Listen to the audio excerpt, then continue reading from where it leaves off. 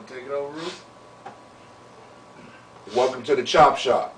As always, this is the draft 2010, 2010. What's the correct way to say it now? 2010. 2010 draft. I ain't really interested. Rams are on the clock. That's sour grapes right there, y'all. Well, you know, excuse my language. Forget the Rams. Yeah, we all off work and we done helped our kids with our homework and all that old fatherly type shit.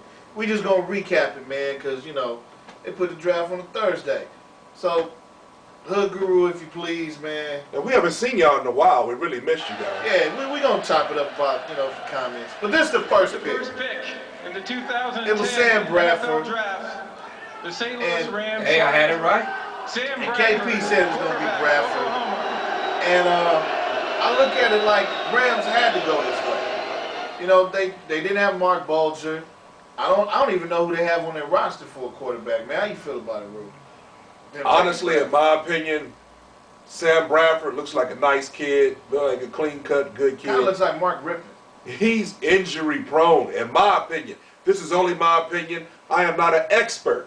But in his time at Oklahoma in the Big 12, Yeah, Big 12. in the Big 12, that shoulder, man, I wouldn't put too much trust in him. The biggest. I would agree with what you guys said. This is for a franchise. It's a franchise pick. It's the face of a franchise. It's a name you can sell. Nice smile, good kid. Hey, Gotta go with it. Hey, they took him because they knew that we couldn't get what we really wanted for him, which is all those picks to really rebuild the team. You start here, truly, in my opinion, you start from the inside out on the interior offensive line. And they couldn't do it. I agree with you on that. And they couldn't do it, so they figured we might as well take him and sell some tickets and make some money. So, but he's not, to me, not the best quarterback in this draft. Yeah, so okay. hit the volume down. Next, and this year, KP actually picked 2 right. You know, More than 2. coming off the top. Next was the Lions. KP said Ndamukong Suh, and the Lions picked. Man, this was tailor-made for Jim Schwartz. With the second pick in the 2010 NFL Draft, the Detroit Lions select Ndamukong Suh, Now, defensive tackle, Nebraska. Detroit is Detroit, man, and it's like, look, like Rue likes to say about the Raiders, you know, y'all can get a bowl and pick cherries off the tree all day. You're still gonna be Detroit, but you gotta start somewhere. Who's the coach over there now? Jim Schwartz. Jim Schwartz. Former defensive coordinator for the Tennessee Titans. So obviously he has a thought process to how he's gonna make them competitive. And you look at it like they got Calvin Johnson, they got the kid, what's his name? Stafford. They got Stafford there as a franchise quarterback. They're not doing too bad offensively. And they got the DB out of Western Michigan last year. So they got key pieces to the puzzle. And this right here is a defensive tackle who is physically strong, who I feel should have been the #1 person, who I would spend my money on. If you're going to put $50 million up, you put it up for this man who's going to play for 10 years. It doesn't matter #1, #2. I will say this. Detroit Lions, we can attribute this to Matt Millen not being around. Yeah, because if he They didn't pick no wide receiver. yeah, if he was there, he would have picked another wide. He probably would have picked Dez Bryant. So it's a positive step, regardless of how you feel about This is it. the best player in the draft, Period. period. Now, this is where I felt proud of my boy KP, because on the 3rd pick, KP said the Bucks were going to go with Gerald McCoy. And the Bucks picked who, Hood Guru? Gerald McCoy. Say it! Hood Guru. Hey, and for you guys, You know who they picked. y'all hear all these McCoy. You hear all these sounds and you hear all these little things. What it was, when you hear 3 technique, basically what that is you got guard, you got center guard, tackle, and he's over the outside shoulder of the guard. With the 3rd pick in the 2010 NFL Draft, the Tampa Bay Buccaneers select Gerald McCoy, Now, defensive tackle, Oklahoma. what I like about this First kid, baby they got. he seemed truly happy to go to the Bucks. You know, we talked about how he's got a what do you call it, a man crush on Warren Sapp. This dude was really happy. He was the first cat. This cat, when he came out there, he gave Roger Goodell a big ass hug. You know what I'm saying?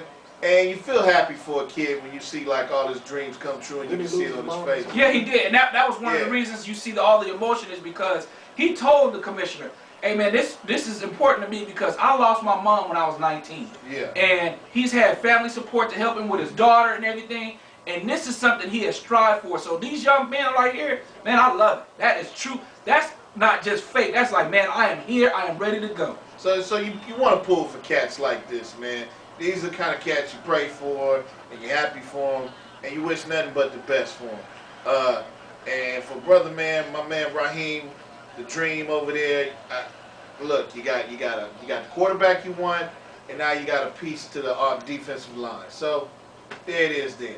So now, all right, for Gerald McCoy. Yeah. So you clap it up for him. Bruh, appreciate you. Now, here's where things got funky. Well, the Chiefs went with the 5th pick, right? No, we picked number 4. Redskins. Redskins got the 4th pick. And you said they were going to go with... I thought it was going to be Russell Okung, the offensive tackle. But they did take a tackle. It was Trent Williams. It was Trent Williams. Out of Oklahoma. It's the first time so Trent Williams in place of Okung. So I got to give you props. He was right. It was a tackle. And let me comment on that. The Redskins pick. With the 4th pick in the 2010 NFL Draft, the Washington Redskins select Trent Silverback Williams. And you stole that name. That's James Harrison's name. Silverback, nickelback, painted black. I can't say this. That's Mike Shanahan, Rat Man. I'm clowning, but in actuality, that's a hell of a pick. He's a smart coach. You know, you get it, like you said, you start from the inside out. You build your team like that. You got to start in the trenches, man. And you know this is a zone blocking scheme where you're going to have I predict 3,000-yard rushers out of Willie Parker, out of Larry Johnson. Man, you're going to have 3,000-yard rushers out of them. Slow down. Athletic tackle. I think he will recreate what he did for Elway. And all 3 of them going to run for 1,000 yards. Do you believe that? No. There's no such thing. That's just like when he had Reuben Drones and he had the other cat. All 3 of them didn't run for 1,000? 1,000 yards, bro. I'm predicting. Anyway, they went with an offensive tackle. In different seasons, he had like different backs run for 1,000 yards. And that makes sense, but he didn't have 3 running backs in one year. He had one for like 1,200, one with 800, and one with like 700. If you have 2 backs run for 1,000 yards in the season, your quarterback ain't really throwing too much. Right. McNabb ain't got to throw too much. Well, you don't really want him to, but you want to have one guy run for like 1,500 yards and another guy run for, you know, a modest 500 to 700 yards. That's possible. Yeah. Hey, offensive tackle was taken, not the one I said, but hey, it was one. He was an athlete. That's why you took him. You can mold him in the way you want, especially in the zone blocking system. Now,